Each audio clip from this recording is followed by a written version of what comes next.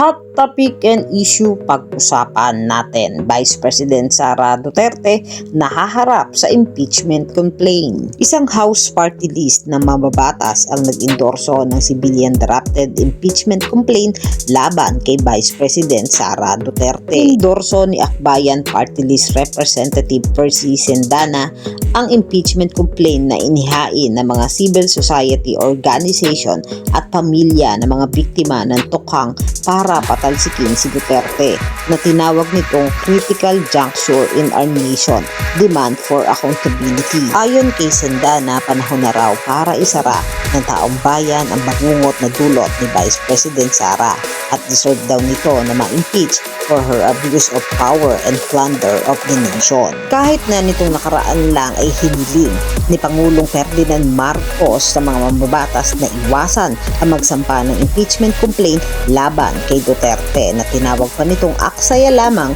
ng oras. Yan ang mga hot topic and issue dito lamang sa Tambalang JK.